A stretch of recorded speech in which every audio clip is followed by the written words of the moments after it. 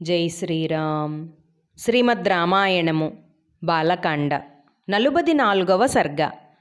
గంగా మహాత్మ్యము. బ్రహ్మదేవుడు భగీరథుని చూచి, రాజా, నీ పితరులకు స్వర్గప్రాప్తి కలిగినది. గంగానది నీ పెద్ద కూతురు కాగలదు. నీ పేరుతో భగీరథి అని ప్రసిద్ధి నొందగలదు. రాజా, స్వర్గము, భూమి, పాతాళము 3 చోట్ల ప్రవహించుట చేత త్రిపథ అని పిలువబడును.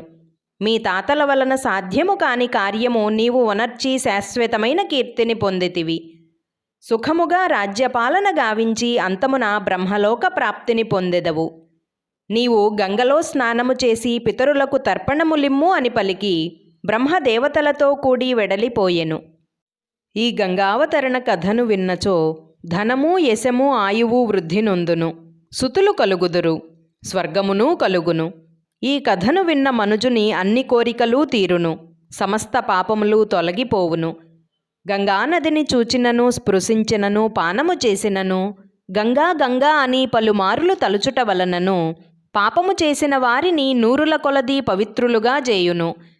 ధనము కోరువారికి ధనము, కీర్తి కోరువారికి కీర్తి, ఆయువు కోరువారికి ఆయువు, పుత్రులు కోరువారికి పుత్రులు, స్వర్గము కోరువారికి స్వర్గము లభించును. దీనివలన పితరులు, దేవతలు మిక్కిలి ప్రీతి నొందుదురు. 4 వర్ణముల వారిలో ఎవ్వరైనను ఈ గంగావతరణ కథను శ్రద్ధతో వినడివారు, వినిపించువారు సర్వ పాపములచే విడువబడి దీర్ఘాయుష్కులై ముక్తిని బడయగలరు. జై శ్రీరామ్. 44వ సర్గ సంపూర్ణము. అందరికీ నమస్కారం. పూర్వజ డివోషనల్ ఛానల్కు స్వాగతం. మీకు గనక ఈ వీడియో నచ్చినట్లయితే దయచేసి లైక్ చేయండి, షేర్ చేయండి, ఇంకా కామెంట్ చేయండి. సబ్స్క్రైబ్ చేయడం, బెల్ ఐకాన్ నొక్కడం మర్చిపోకండి.